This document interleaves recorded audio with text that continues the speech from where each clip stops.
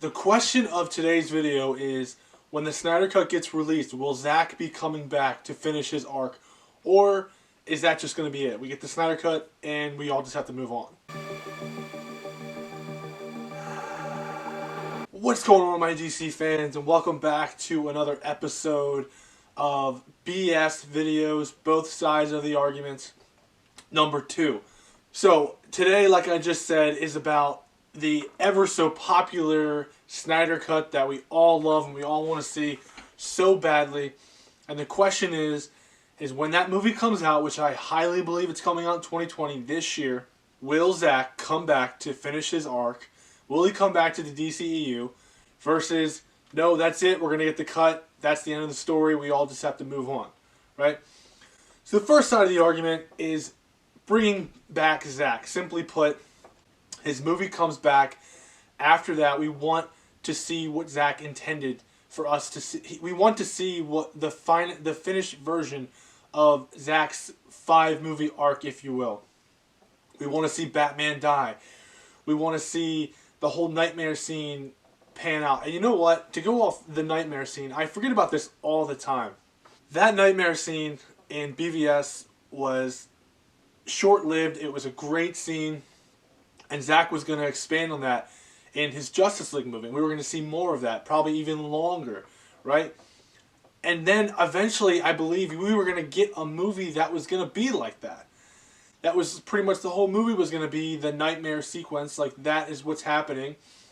Superman turns on everyone. It would have been fantastic. It would have been great. And hopefully we can still get it. So anyway, not to backtrack. Zack's full 5-movie arc vision. Will we get him back? A lot of people believe we will get Zack back once this movie. We think that he's working with WB. And there's this ultimate plan to bring him back to make everyone happy and then let Zack do his thing and finally leave him alone. Give him full range. Not worry about the critics. Just let him finish his 3 more movies and then be done with him. Then you can do whatever you want with these characters and move on. To the other side of the argument is that Zack, we get the Snyder Cut. That's it. Zack's done. He's moving on. And I bring this argument back up because, again, Sean O'Connell was on the Go Deep episode. And this is what he believes. He believes that the movie will come out and then Zack will be finished with this. He'll be finished with the DCEU and he's just going to move on to his future projects. But the problem is I feel like Zack has so much at stake here. He really, really cares about these characters. Really loves working with these actors. And I just don't think it would be that easy for him just to move on. You know, because he cares so much about the fans and he cares so much about making us happy and giving us what we want to see, that I believe he's really fighting to get that position back. So yeah, you have two side of the arguments. One is that Zack will be coming back. The other is that Zack will not be coming back. So with both of those out of the way, how do I feel about this whole situation? Well, if you've been watching my videos in the past, you know that I believe Zack is going to come back. Because WB is seeing how big this movement is. They're seeing the trending numbers, how many true fans there are of Snyder. And I believe that he will come back to finish his vision. I believe they will give him 3 more movies. Or you know what? Let's just say this. I believe they could probably tell him, Zack, you need to finish this in 1 or 2 movies.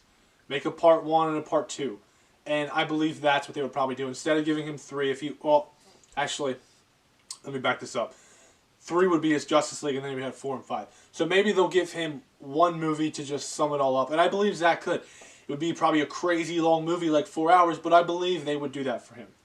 But I think ultimately, unless the papers have been signed already that Zack is coming back, or the papers have been signed that he's not coming back, whatever, I believe that I think numbers have a big part in this. And it's pretty obvious to see that when Zack Snyder's Justice League movie hits, if those numbers are skyrocketing, like it's not a director's cut, but if you want to call it that, a director's cut or a different version of this movie, if it makes over $1 billion, I think that is the key number here. I think if it makes over $1 billion, they will get Zack back. I think that is what's going on here. And they might have already promised him that as well. Like, you got to get these numbers up, and if you do, we will. But if Zack Snyder's Justice League movie comes out in the movie theater, and they take the DVD sales, and they're really nothing crazy to even, then they're gonna be like, nah, you know what, we gave your fans what they wanted, we figured this whole thing out, but we're just gonna officially part ways. We tried it, it didn't work. That's what I ultimately could see happening. I think that makes the most sense for Warner Brothers and AT&T to get Zack back in the saddle. You have to make us money. This movie doesn't make any money with the trending numbers and the hype that's been around it, the crazy hype. Why are we going to get you back? You put out the movie and it makes like $50 million, $100 million. They're going to be like, okay, well, I mean, we made our money back, but now what? We're not going to get you back because clearly there's still not a market for you.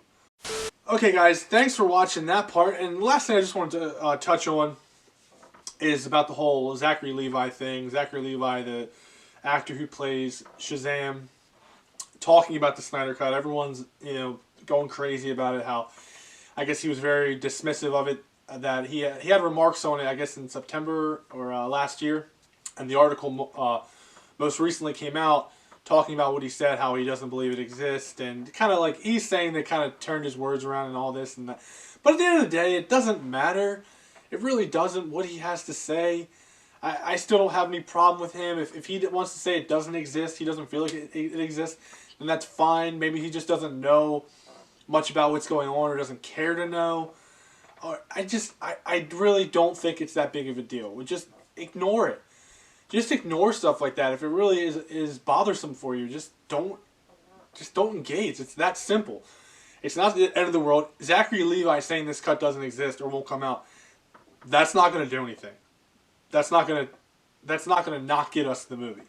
So when the CEO of WB comes out and says that, then that's a problem. But the guy who plays Shazam, that's not an issue. So leave him alone. Leave the whole situation alone. Don't engage. It's not the end of the world. And we're going to get this cut. We know it exists. We know this. So just move on. And before you know it, we'll be watching this movie with all of our friends, and we'll be happy and won't even give two shits about what he had to say about it. But anyway, guys, that's the video. Thanks for watching. And please subscribe because it helps me, and in return, I can help you. And as always, every Monday, Wednesday, Friday, new content's coming to you from Subjective Reviews. And thank you for watching.